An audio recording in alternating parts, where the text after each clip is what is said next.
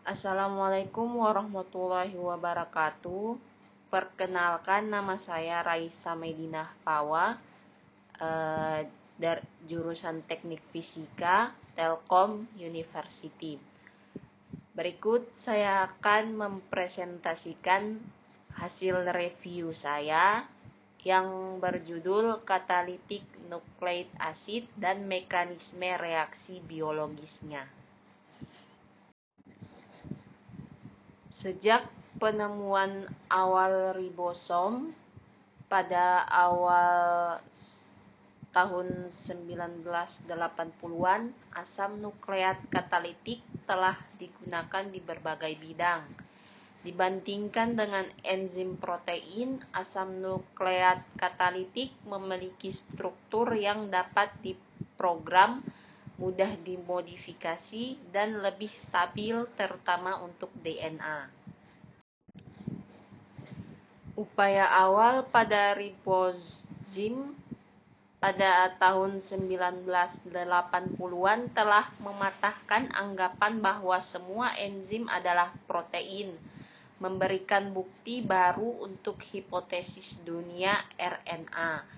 Pada tahun 1994, DNA katalitik pertama, yaitu DNA Zime, dilaporkan. Sejak tahun 2000, aplikasi biosensor DNA ZIMS telah muncul dan DNA ZIMS sangat berguna untuk mendeteksi ion logam, tugas yang menentang untuk enzim dan antibodi. Dikombinasikan dengan nanoteknologi, DNA ZIMS adalah elemen pembangun utama untuk scalar yang memungkinkan kontrol dinamis dari perakitan material. Pencarian DNA ZIMS dan ribozim baru difasilitasi oleh perkembangan dalam sequencing DNA dan algoritma komputasi, yang selanjutnya memperluas pemahaman mendasar kita tentang biokimia. Pemahaman biokimiawi tentang fungsi asam nukleat katalik sangat penting untuk memperluas pandangan kita tentang mekanismenya. Dalam hal ini, contoh terbaik yang dipelajari adalah pembelahan RNA karena ukurannya yang kecil, efisiensi katalik yang tinggi, dan kuantitas yang besar. Perlu dicatat bahwa kebanyakan DNA ZIMS dan ribozim tidak memiliki aptamers, pengikat logam yang terdefinisi dengan baik. Logam hanya perlu mengikat enzim untuk menggunakan fungsi katalitiknya.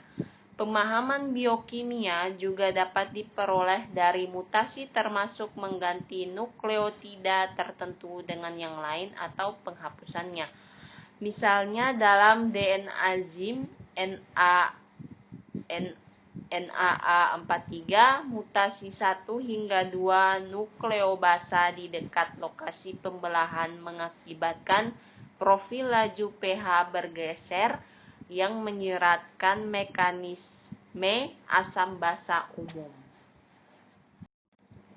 Berikut kita akan membahas aspek biokimia untuk memahami mekanisme reaksi.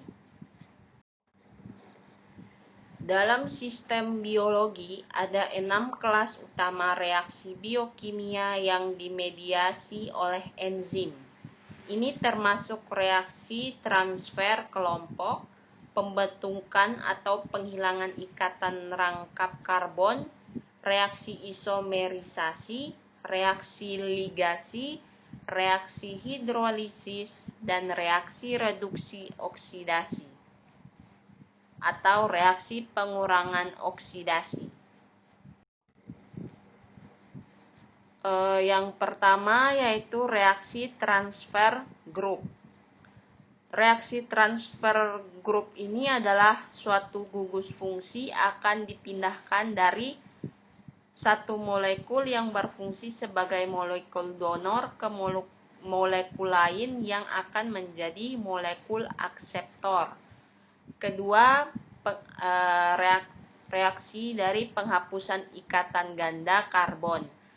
Reaksi ini yang memediasi pembentukan dan penghilangan ikatan rangkap karbon, umum dalam sistem biologis dan dikatalisasi oleh kelas enzim yang disebut liase.